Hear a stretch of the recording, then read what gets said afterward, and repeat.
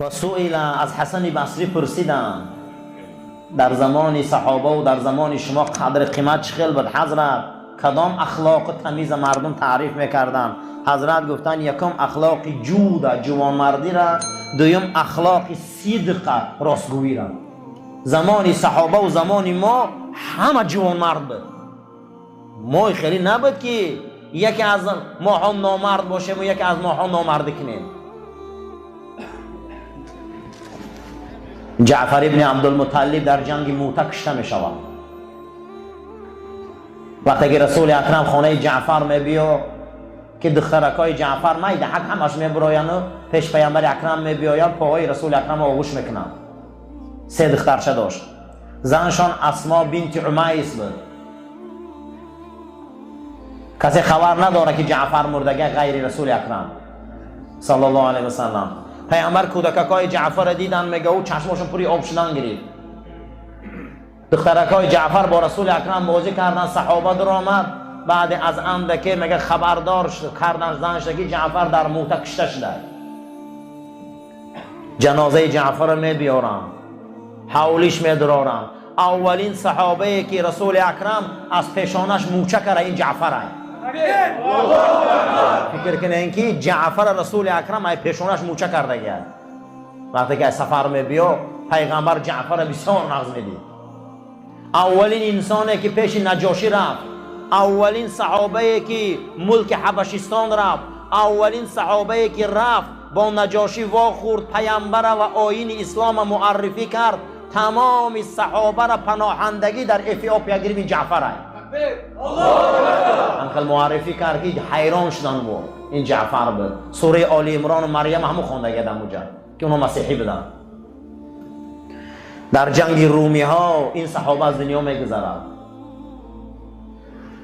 وقتی خانهش میدراین که دیگر هم در گریه و تکاپو خانه ویران میشه، کودککاش میده حق بدستیم. رسول اکرم سر میبردارن، میگه خاندان جعفر فرزنداش یاش های. هر صحابه که میمرد فرزنداش اگر یاش میشتن حضرت میگفتن فرزنداش یاش های. چیکار کنیم؟ میگه در بالای فرزندای او را گرفتن صحابه ها جنگ میکردن که این دخترش من کلام میکنم، این بچهش من کلام میکنم. رسول اکرم میگه این صحنه را وقتی که گفتن که جعفر دختراش یاش های بیرون برآمد که دید یک صحنه دیگر با رسول اکرم گریه کردن. چه صحنه بود؟ فقیرترین صحابه ها برای کودکای جعفر جنگ دارن. برای همین برادر اسلام دین جوانمردی است. باید ما جوانمرد باشیم.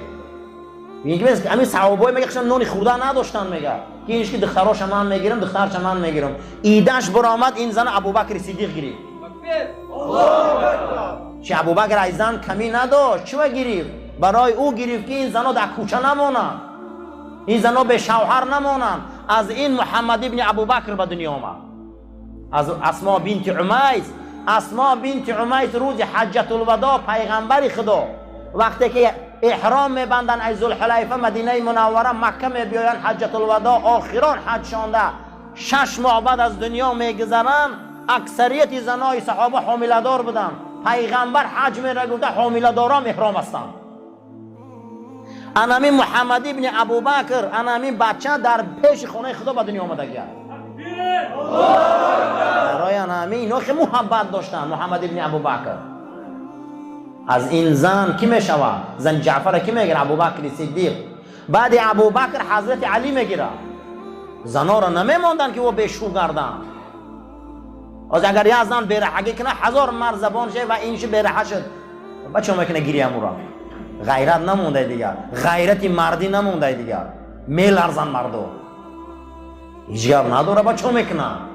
چو شیر مردو گرفتن. پیغمبر خدا برای چی دختر ابو سفیان هم میگیره؟ ابو سفیان دشمن اشدیش هم وقت.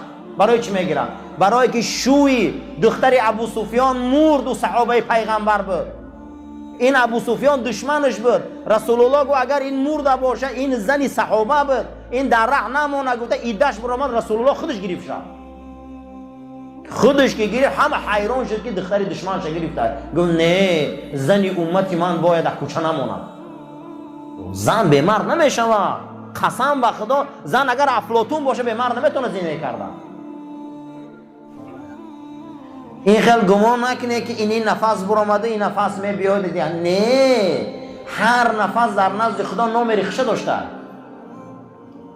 هر نفس میدرا، هر نفس میبرا، میدرآمدگیش نام ریخچه داشته، میبرآمدگیش نام ریخچه داشته. ایرا شأن میگفتیم. در دنیا اگر 7 میلیارد اهالی باشه، یگان تعیین نر انگشتش به یکدیگرش موافقت نمیکردن. 9 انگشت موافقت میکرده، نر انگشت چپ موافقت نمیکرده. همین قدر از روی اتپچک آدم را میقپن. اگر دنیا 7 میلیارد اهالی باشه، 7 میلیارد چیپ بوده در دستا. یک نام خدا بدیعه. یک نام خدا چیه؟ بدیع. بدیع السماوات والارض. خیلی نام داره خدا. نام خدا چی بوده؟ بدیع. بدیع السماوات والارض. بدیع به معنای چی بوده؟ ایجاد کن. بدیع چی بوده است؟ به معنای ایجاد کن. ایجادیات پروردگار نو پیدا شده است. ایجادیات پروردگار نو پیدا شده است که امروز دیگر اکنون از ایزای انگشت هم نمیبینن در تمام دنیا. امروز میگن گوهره که چشمت خیلی دوربین نگاه کن. علم نو پیش رفته است. اگه ایجادیات خدا را معلوم کرده است که در پشت گوهره که چشم هر یک آدم با چیپای الوهیده بوده. اینه میگه نامی او بدیعه، ولی با 1000 سال بعد با یک نو اختراعات های بدن ما میبراین که با او ما رو میشناسن. باز هیچ نمیگن، میگن دوربین یا نگاه کن خلاص. همین چشم تا نگاه میکنن کجا تو چیکار کردگی همش پیدا میشه. میگم من بدیعم. امروز یک دندان منقری دینازور میوان همو را کافته کافته میروان یک دندانش رسم شه میکشن چه خیلی بده. یک دندانش یک موی سر اثبات میکنن که اولاد خونی کدام ملتی. اینم یک دانه موی سرم. نامی من بدیعه میگه، ولی شما نمیدونه که شما یک کارخانه یا آدم میگه. موی سری آدم میگیرن انالیز میکنن کدام خونه معلومش میکنن. امروز از پشت گوهره که مردمه که چشم ما انا اکنون آدم دیگه تمام مقاوه ایزی دست ای بین رفته که دیگه از ای چی ای چشم میبینن. یه بار چشم تا میگیرن در پشت مردمه که چشم هر یک تیمان نام ریخمون داریم. قرآن میگه کل یوم هو فی شأن.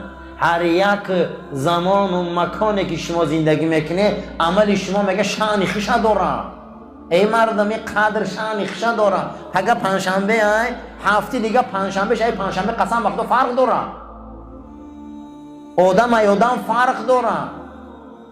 شأن هر چیز فهمیم ما. نفس میبرم میداره شأن خویش داره. هر ایمیجه فرق داره. گمان نکنید نو یگر در نزد ما یگر نزد او در کارخانه هست که اینا میگن سیر الهی. یسألوه من فی السماوات والارض کل یوم هو فی شأن فبأی آلاء ربکما تکذبان. خداوند 114 سوره داره. یک سورهش هم به نام خوش الرحمن. یک سوره نام خدا بوده. یک سوره نامش چیه؟ الرحمن. رحمان علم القرآن. می‌بینم مدرسه خدا را نامش چی بوده؟ رحمان. نام مدرسه الله رحمان بوده. چی بوده؟ علم القرآن. می‌بینم تعلیمش قرآن بوده. خلق الانسان علمه البیان. یک همین زبان نعمت شبینین که بالای همین قطار یکمین زبان منم بالای پوست زبان ده 3 میلیون حجیره بوده مزه را جدا میکرد. 3 میلیون حجیره مزه جدا میکرد. مزه ترش تلخ گاهی میشده که مغزچه میده ها یعنی پشت کله دسته و در حرام مغز پیوسته. اگر همون اودر خره یا کسل شوه یا حرارت بلند شوه همون یخ میکرده 1 میلیون همین عصب زبان فلج میشده و دهن تلخ میدوده. مزه جدا کردن نمیشه دیگه. با آدم کسل شوه دهنش تلخه برای که مغز چکار کرده سازکار نکرده است. یک زبان 3 میلیون حجیره برای مزه را جدا کردن. مزه همین اگر تمام دنیا را جمع کنی مزه را نفهمی هیچی همین دنیا خودش. کل یوم هو فی شأن، هر یک زمان هر شأن خشد داره. این شأن داره. ما در بین همین تمام نعمتهای خداییم، تمامش را. اگر روزی همین گمزنه که پنجه دست همیشه هم میخواد در میکنی که صاحبش خونه میروه، ای دست من چی میبیو؟ همیشه امر میکنه سرکی هم میخواد درد میکنی که باید خونه روه او و همش او را گوش میکنه و همه او را گوش میکنه، همه به فرمانی او های. حضرت رومی بحث دارن درباره توحید ربوبیت بحث میکنن. توحید چی؟ ربوبیت. الحمدلله رب العالمین، رب العالمین، تربیتگر عالمیان. چی خیلی میگه او تربیتگرای؟ توحید تربیتگری او چیه؟ حضرت رومی یا بحث میبیاره مرده و مردشو. مرده و مردشو. میگم این مرده قدی گاو زده حوزی میمره دیگه ای دست هیچ نمیبیو. بالا یا تخته ده میمونش مردشو چی خیلی بخواد تاوش میتیه. پاشه خیل میکنه، دست خیل میکنه، تاوی چی کار ای دست مرده دیگه نمیبیو. میگه انمو خدا مرده شوی، میگه شما مرده. آقی شما رو او تاو میتیه. میگه شما داناگی نکنه که من پول دارم و شما داناگی نکنه من دنیا دارم چه کاری من نمیشه. آخی او چرخ میتیتره، او چرخ دیگه کاری تو میشه او چرخ نتیه ای دست هیچی نمیبیو. توحید ربوبیت شنمینه. آخی ما هر چیزی که میتیمون در دستمون داریم، ای زن و فرزند و خانه و در چیزی که داریم، این والله همش ای جانب خدا های. اگر این ای جانب الله نباشه ای دست ما هیچی نمیبیو. صدها آدم ما میدانیم شوخا بودن سرخیزن فلجن. کنی دستشون نقص کنن؟ کنی زبانشون نقص کنن؟ خصوصا من خودم یک سرخیزم دستم کار نمیکنم، خونه اومده بوده دست خیمه برداشتن نمیتونم دیگر. آدم میشم خیلی. من خودم دست خیمه برداشتن نمیتونم. من همین دست خیمه راست کردن نمیتونم. دست شلای تا 5 دقیقه ایستادم لرزیدم که چرا دست من این خیل شده. بخودم گفتم که دست خیلی داره کردن نمیتونی. این فرمانی او قضیه دست. این چشم فرمانی او قضیه. کل یوم هو فی شأن. آخه میگه این همه شأن خود چه داره، رای خود چه داره. فبأی آلاء ربکما تکذبان. همین هم دروغ میگه شما. همین هم دروغه. من یک سحر میخوزی که چشم آدم میبینم، یک شب یک سحر میخوزی پاد در نح نمیگرده، هیچ کاره دستا نمیبین. شانه این نفس میبرو یک تا دو تا میبرومدگیش ای میبرومدگیش فرق داره. برایان امین. فبأی آلاء ربکما تکذبان. این نبی نعمت را. همین سوره الرحمن، این سوره رحمان، این سوره خدا خودشه برای ما نعمتاش دلیل میبیاره که همین هم دروغه، همین هم دروغه، همین هم دروغه میگه شما دا همه مونده همین هم میگه دروغه. برای همین عزیزا این شب دیگه تکرار نمیشه و قسم به خدا، قسم به خدا این شبا تکرار نمیشه و دیگه اگه پنجشنبه میدره هفته دیگه چهارشنبه هفته دیگه چهارشنبه، سال دیگه چهارشنبه دیگه چهارشنبه. هر نفس هر میجا فرق میکنه. این شأن شناسیم، شأن باید دانیم.